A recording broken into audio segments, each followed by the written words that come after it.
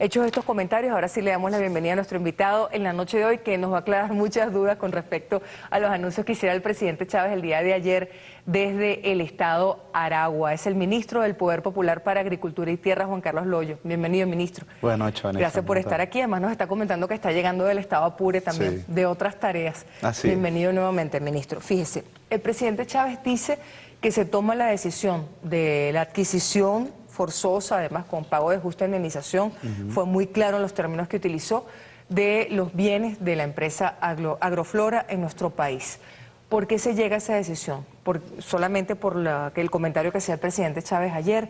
¿Porque la empresa pedía una indemnización en dólares? ¿Hay otras razones? Fíjate, primero, bueno, buenas noches a todos. Primero un contexto rápidamente que es sumamente importante, que es la famosa compañía Westlake Group, la compañía inglesa conocida en Venezuela o registrada en Venezuela como la compañía Agroflora. Es una transnacional que en nuestro país venía ocupando 290.000 hectáreas. ¿En varios estados? Concentrados en el estado Apure, Guárico y Falcón, esencialmente concentrados en el estado Apure como tal. De hecho, en el estado Apure son cerca de 274.000. Para que el habitante o los compañeros, los compatriotas de las ciudades se saquen una idea, el tamaño de una ciudad como Londres es de 170.000 hectáreas. Es decir, es como tener una ciudad como esa, una ciudad y media, metida en el territorio nacional. De hace varios años el presidente venía insistiendo en una medida de soberanía, en una medida de justicia, en una medida para apuntalar lo que es la producción nacional.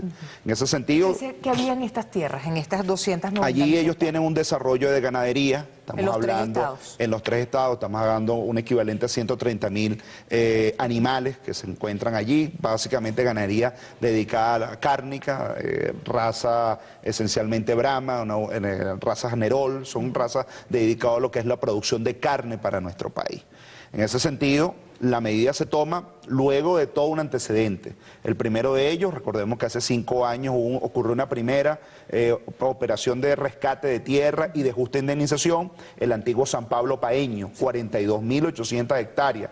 Y hoy el José Cornelio Muñoz, por cierto, perfecto ejemplo de lo que podemos mostrar de los logros de la revolución en manos ahora de estas tierras nacionalizadas. Es decir, la decisión se toma para tomar las tierras para ponerlas a producir con otros criterios. En función como eje fundamental, como pilar fundamental de un plan nacional de ganadería necesario para nuestro país y de largo alcance de aquí al 2030 con una serie de metas que más adelante podemos mencionar. ¿Las negociaciones se hicieron en buenos términos en la primera? Sí, en principio hemos estado trabajando, discutiendo, se hicieron los avalúos, se hicieron el justiprecio, el gobierno bolivariano de manera bien responsable presentó una oferta la cual fue aceptada, donde estuvo la piedra de tranca, como lo señaló el comandante presidente el día de ayer.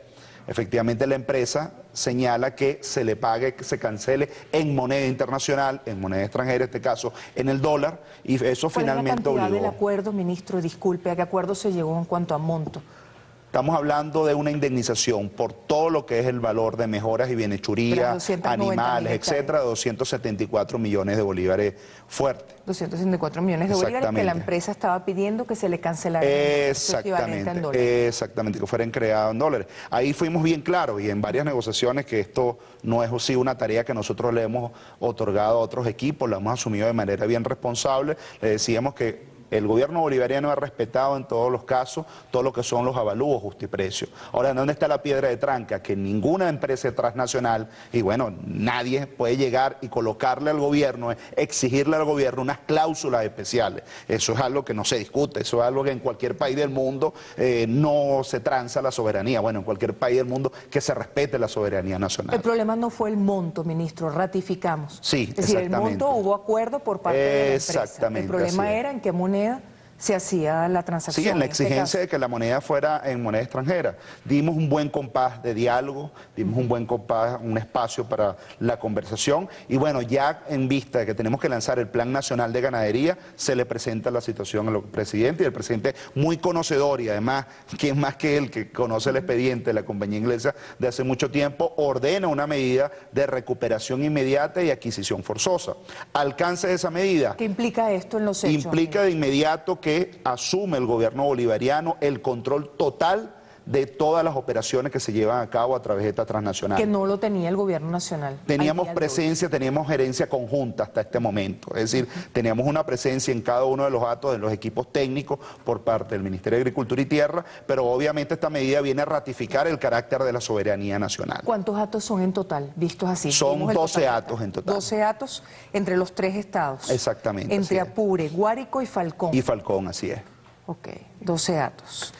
Entonces, a partir de hoy empieza la administración por parte del Estado. Sí, de hecho, podemos reportar en este momento, bueno, yo vengo llegando específicamente del Estado Apure, ya en cada uno de los actos hay un equipo técnico del Ministerio de Agricultura y Tierra, un equipo calificado, y mañana a partir de las 6 de la mañana comienza el proceso normal de notificación en el marco de la Ley de Tierra y Desarrollo Agrario, de notificación de la medida de rescate de nuestra ocupación que ya venía desarrollándose, y sobre todo, y es un componente que queremos afirmar, más que nadie es el gobierno bolivariano el que quiere seguir apuntalando y ahora explotar de manera sustentable para todo el país lo que es la ganadería y el avance que allí se tiene. Ubiquémonos rápidamente, estamos hablando de una empresa que desde 1909, que fue cuando llegaron acá y hicieron un proceso no solamente en Venezuela, lo hicieron en Australia, lo hicieron en otras partes del mundo, fueron adquiriendo tierra, obviamente con el favor de los gobiernos de turno. A partir de allí ha entrado en un proceso de explotación de lo que es la ganadería, de ingresos que se llevan y que van directamente al exterior. A partir de este momento... ¿Estaban ilegalmente ocupando territorio venezolano? No podemos decir que estaban ilegalmente, no podemos afirmar porque de hecho fuera una condición de ilegalidad, exactamente, fuera una condición de ilegalidad, obviamente la ley está peor la de otro. Lo que sí está claro es que las tierras son propiedad de la nación. Aquí estamos hablando de las grandes extensiones de Apure, donde en cantidad de veces nosotros hemos hecho los debates legales, históricos, que ha evidenciado que son tierra de la nación. Le consultamos dos cositas antes de pasar al plan que se propone el Estado venezolano para esto. ¿Se mantiene el precio, con la decisión del presidente Chávez, se mantiene el precio de 274 millones de bolívares? Sí, cómo no, se mantiene. Es decir, no hay cambio en este momento. No hay ninguna variación en ese sentido. ¿Qué reacciones ha habido el día de hoy? Que usted tenga conocimiento, se han comunicado con usted por parte de la empresa. Cuando yo digo lo de la transnacional, lo digo de manera bien literal, ¿no? Y aprovecho para decirlo, en este momento en los actos están los trabajadores, están los encargados, está inclusive un personal a nivel gerencial, todos son trabajadores o empleados. Inclusive la gran mayoría nosotros queremos que continúe en cada una de esas actividades, eso sí, redefiniendo ahora sí en función para el pueblo y ya podemos explicarlo eso con mucho detalle. Ahora, la empresa como tal tiene su sede en Londres, tiene su sede fuera de Venezuela, tiene su sede fuera del país. Ya ellos el año pasado, hace un par de años cuando se llevó a cabo la medida en José Correlo Muñoz, ellos habían demandado a la nación a través de estos mecanismos internacionales. O sea que lo que creemos que, mira, no hay manera de que se haya una oposición ni que haya una posición crítica, y yo confío de verdad particularmente que se lleve en sano juicio, en mucho acuerdo esto, porque es una medida de soberanía, es una medida... la vía del diálogo abierta. Por supuesto, en todo momento, además que es una orden del presidente en todo momento. Mire, tú puedes ser duro y recto con el ejercicio de la soberanía nacional y hacer la vez cortés. Y ese sentido es una práctica. ¿Cree que ha sido cortés el Estado venezolano? Totalmente ha sido, sobre todo cortés en qué sentido, apegado a las leyes, a la Ley de Tierra y de Desarrollo Agrario. Bueno, podríamos decir primero a la Constitución de la República Bolivariana, obviamente, apegado a la Ley de la Seguridad y Soberanía Agroalimentaria y ahora la necesidad de ejercer la soberanía plena sobre esta empresa. Por lo que nos cuenta, entonces, no ha habido reacción el día de hoy, que usted tenga conocimiento. Vengo de Apure, dejo el altar, así que llegué a Apure y me vine enseguida. La revisión de agencias de noticias, agencias internacionales de noticias, no vimos ninguna respuesta reacción. Hasta este momento. No quiere decir que no haya ocurrido. Claro. Ministro, por favor. Ahora sí vamos entonces con el plan que quiere desarrollar el Estado venezolano en esas 290.000 hectáreas. Ahí entramos en un análisis muy interesante. Primero, de entrada, la característica de la ganadería en Venezuela, sobre todo para nuestros pequeños y medianos productores, es la siguiente. Tenemos un alto porcentaje de nuestros campesinos dedicados a la actividad ganadera, podríamos decir un 75%, cuya característica es esa. Es un campesino que históricamente nunca tuvo acceso a la tecnología, nunca tuvo acceso a las condiciones de mejora de su fondo, nunca ha tenido acceso a una mejor genética, nunca ha tenido acceso al financiamiento. Esa es nuestra historia de lo que ha sido un modelo agrícola establecido en el pasado. Además no es diagnóstico nuestro, diagnóstico de todas las revisiones que podamos hacer serias al respecto.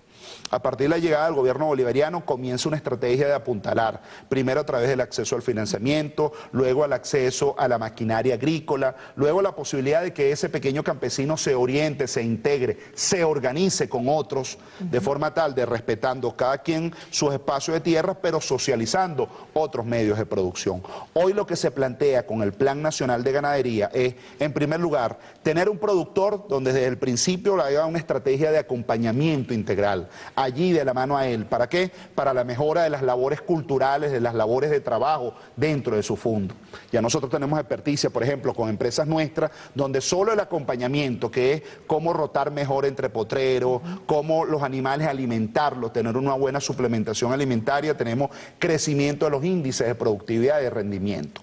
Otro elemento clave para lo cual Agroflora se integra al grupo de empresas que han sido rescatadas en servicio del pueblo venezolano es que esa genética va a ser la genética clave para el desarrollo de la ganadería cárnica en nuestro país. ¿Se van a mantener igual como 12 haciendas? Sí, la idea es que en principio, en una primera etapa, se mantiene la estructura organizativa que se tiene, solo que entra una diferencia importante. Ya no se trata del que pueda pagar la genética, ya se trata de conformar la red de productores allí mismo en Achagua, ahí mismo en las zonas de Apure de mayor influencia, esos pequeños productores que nunca habían tenido acceso a un rebaño de buena calidad y ahora van a tener acceso a una distribución de animales y a animales, lo que llaman en el término, en los argot técnicos, el F1, que son animales de alto valor genético para como tal. ¿Cuál sería la figura entonces del Estado allí? ¿Va a fomentar pequeñas unidades de producción? No, recordemos que estamos hablando de una ocupación que existe a los alrededores. Es como que tú tuvieses, ¿cuál es la Venezuela agraria que nosotros heredamos? Una cantidad de pequeños productores y en el medio de ellos grandes latifundios. Se recuperan los latifundios y comienza un proceso organizativo de esos pequeños productores. ¿Para qué? Para que accedan ahorita a un financiamiento, y aprovecho a anunciar, a finales de este mes comienza el Plan Nacional de Ganadería, el programa de financiamiento. La idea es que un pequeño productor reciba un estipendio para el acondicionamiento de su fondo. ¿Qué vas a acomodar? Voy a acomodar el potrero, voy a acomodar la cerca, voy a acomodar las condiciones de la manga. Eso para los pequeños que están alrededor. Pequeños y medianos productores. Y la gran extensión de tierra que en este momento... Eso es latifundio que tenemos que seguir combatiendo, porque indudablemente... No, la gran extensión de tierra en este caso, hablando de las tierras de la recuperadas. Compañía inglesa, las recuperadas. En estas empresas recuperadas es precisamente donde nosotros, con la gerencia socialista, y esto a pesar que le duelen a algunos, es la gerencia en manos del socialismo, es que se ha podido apuntalar un proceso productivo superior. Yo voy a poner un ejemplo. Por eso se mantienen las 12 fincas, claro, como unidades productivas. Sí, por supuesto. Serían 12 unidades productivas. Claro, pero integradas en un sistema. Ojo, claro, integradas en un sistema en este sentido. Yo te pongo un ejemplo de lo pero que es... en manos del Estado. En manos del Estado, lo que es este modelo. Caso José Cornelio Muñoz, el antiguo San Pablo Paeño. 42.800 hectáreas, no sé si aquí con la maquinita pueden apuntalarse, a unos indicadores básicos que nosotros llevamos. Cuando se recibió ese dato tenían 5.013 animales, 5.013 animales, si se puede apuntalar acá, creo que no por el brillo. Hoy... Están tratando los muchachos. Sí, hoy tiene 12.555 animales en manos de gerencia de compatriotas, de gente con la visión de construir allí el injerto socialista. ¿Cómo funciona el injerto socialista? Estos animales no es para engordar los grandes mataderos o para darle acceso al gran productor. Estos animales son los que se le entregan a los pequeños productores, que además vienen con un programa de acondicionamiento de su fondo, y con ese rebaño que él recibe, permite el crecimiento de su propio rebaño. En esas 290.000 hectáreas, la meta es tener ¿cuántas cabezas de ganado en cuánto tiempo? La idea en principio es que nosotros logremos superar de inmediato el porcentaje que ellos tienen. Ellos tienen, en este caso, 130.000 animales. Nosotros podemos llegar allí fácilmente a la posibilidad de un animal por, la relación es por cada hectárea, por lo menos medio animal, o vamos a verlo viceversa, un animal por cada 0.5 hectáreas, que es la valoración. ¿Qué nos permitiría eso? Incrementar de 130.000 animales a aproximadamente un 30-40% superior que está allí. Obviamente, ¿cómo lo haríamos? ¿Tiempo piensa usted que es viable? A la vuelta de un año, porque, y aquí quiero centrarme rápidamente en lo que es esa valoración. 30-40% más en un año. Me quiero centrarme en las valoraciones. ¿Por qué afirmamos que es posible una estrategia en este preciso momento? A pesar que la ganadería, las inversiones en ganadería son inversiones de largo plazo, nosotros estamos entrando justo en el momento en donde podemos empezar a hacer acondicionamiento de pasto, mejoras en la infraestructura, podemos apuntalar en mayor medida la genética que ahí lleva, incluir los avances en los centros genéticos que ha construido el gobierno bolivariano, como el caso del Centro Genético Florentino, y de esa manera alcanzar un porcentaje, mejoras en los índices de preñez, mejora en los índices, inclusive cuando digo me preñez, significa la reproducción que llevan los animales y por ende mejora el rebaño. Y otro elemento que la compañía inglesa allí no había abordado es la posibilidad de incrementar sustancialmente el rebaño bufalino. Acuérdense que... ¿Hay rebaño bufalino en este momento? Sí, hay un rebaño bufalino, pero muy temeroso, ¿no? Nosotros creemos que pueden incrementarse más, sobre todo por las características de los suelos que ahí está. ¿En cuánto más? ¿Esas 130.000 cabezas de ganado actualmente son entre bufalino? Sí, mayormente es ganado bovino, ¿no? Bovino. Exactamente, ganado bovino como tal, una pequeña parte, tal vez menos del 10% está considerado en el caso de la ganadería bufalina. ¿La meta es llevarlo a cuánto, la ganadería En el caso de la bufalina? ganadería bufalina también establecer una meta de crecimiento de un 30%, obviamente ahí tenemos que adquirir los vientres y el rebaño, claro. Y obviamente aquí entra a jugar parte. Miren, a veces el tema de la agricultura, explicarlo, la gente se casa de grandes enunciados que son fácilmente vendibles, y es un sistema complejo. Yo ahorita te conecto con un tema internacional. Gracias a los acuerdos del comandante presidente de la revolución con países hermanos como Brasil, por ejemplo, nosotros estamos trayendo también de la mejor genética. O sea, que combinamos nuestra buena genética con otra genética, combinamos nuestro rebaño con el mejor rebaño, y de esa manera se potencia la posibilidad real de un plan a largo plazo que rompa lo que era esa herencia del pasado de lo que era la agricultura. ¿Se va a hacer aquí, ministro? Es decir, Sí, ¿cómo no? se va a aprovechar con base en los convenios señor. Internacionales para traer ganados de Brasil, ¿sería? Sí, en este caso ganadería bufalina, que es donde estamos llevando a cabo los análisis técnicos en este momento en el propio Brasil. ¿Hay algún plazo para el pago con la empresa? Bueno, sí, evidentemente la ley estipula unos tiempos, ¿no? Nosotros entramos ahorita en un proceso en el cual ratificamos. Déjame dejar algunos mensajes bien claros. Ratificamos la vía del diálogo, ratificamos la vía de la conversación, del pago como tal. La empresa, esta transnacional, una vez que reciba su pago en bolívares, tendrá que hacer todo lo que es las leyes venezolanas estipulan para hacer su cambio en dólares, o sea, todo apegado al tema de la ley. Insistir mucho en la plena estabilidad. ¿En qué va a notar la diferencia? No, rapidito esto porque sí tengo que apuntalarlo, porque es la preocupación que me apure. La estabilidad completa de los trabajadores. Nosotros a todos los fondos donde hemos ingresado hay una plena estabilidad y además mejora sustancial de los trabajadores. Los trabajadores, si comenzamos a hacer el censo mañana, un censo bien detallado, sobre todo las condiciones sociales, las condiciones laborales y además la incorporación de ellos a este proceso, ya no como un trabajador más, sino como parte importante del proceso productivo. Le preguntábamos en este caso por las ventajas para la población. Quienes lo están escuchando en este momento, que a lo mejor reciben los argumentos en contra, que seguramente va a esgrimir la transnacional en este caso, o distintos factores de oposición en el país, ¿en qué nos vamos a beneficiar las venezolanas y los venezolanos de esta recuperación? Mira, hay que remontarse entonces inmediatamente a lo que era la Venezuela de hace 8, 9, 10 años. Una Venezuela donde el consumo per cápita de carne alcanzaba apenas 18, 19 kilos por persona. La carne considerada un componente de clase alta, de clases A y B, solamente como acceso. Hoy el consumo carne de Venezuela está aproximadamente 25 kilogramos por persona. Estamos hablando sobre todo de carne bovina, sin incluir lo que es el consumo de pollo y otras proteínas animales. Gracias a que ha habido ese incremento sustancial en la ingesta del venezolano, dos factores. La recuperación de los salarios reales. Cuando tú proyectas el consumo de carne, proyectas el salario real, ves que a medida que se incrementa hay una mejoría. Pero además, a que ahora se democratice el consumo. Nosotros llevamos un monitoreo muy detallado de los animales que reciben los mataderos y de los mataderos que van directamente a los mercados municipales, los abastos, la propia red en manos del gobierno bolivariano que operan los compañeros del Ministerio de Alimentación, de forma tal que le llegue la carne al venezolano. Allí es donde en este momento hemos estado focalizando muy bien. ¿Por qué? Por todo el componente especulativo que hay en la cadena de comercialización. ¿Qué nos permite el control de agroflora? Junto con las demás tierras que ha recuperado la nación. Tener una base de producción que siga apuntalando el crecimiento del beneficio nacional. El beneficio nacional, y aquí mucha gente... ¿Se ha calculado en cuánto podría reducirse la importación de carne? Nosotros estamos, y aquí cifras sacadas uno a uno, y el tema del debate de las cifras lastimosamente termina siendo un debate que lo manipulan muchísimo en cualquier medida.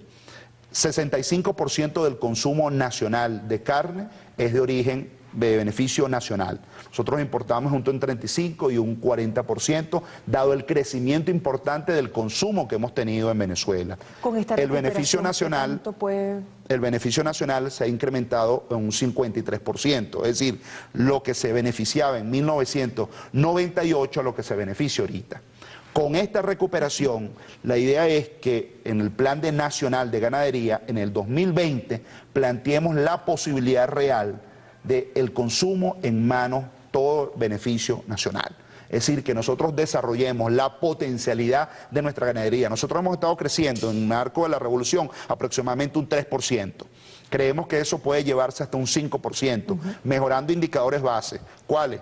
El número de vacas que terminan preñadas, pasar de la preñez que la tenemos en un 60% a llevarlo un 75%, pasar a todas las mejores suplementarias, de forma tal que un campesino pueda darle alimento en buena calidad a sus animales y agarren mayor peso, y así se vayan mejorando todos los indicadores de productividad. Hace rato tenemos que hacer la pausa, ministro, pero queríamos cerrar por lo menos esta parte para poder pasar a otros anuncios que hizo el presidente Chávez el día de ayer. La recuperación de casi 14.000 hectáreas en el eje Aragua-Carabobo, y allí también hizo mucho énfasis en las tierras cercanas, colindantes al embalse de Suata, que de hecho cuando lo llamó usted estaba allí en ese momento, para que nos detalle qué se va a hacer, que el presidente insistió mucho en que se va a respetar a los pequeños productores de la zona, cuál es el plan para ellas y para ellos.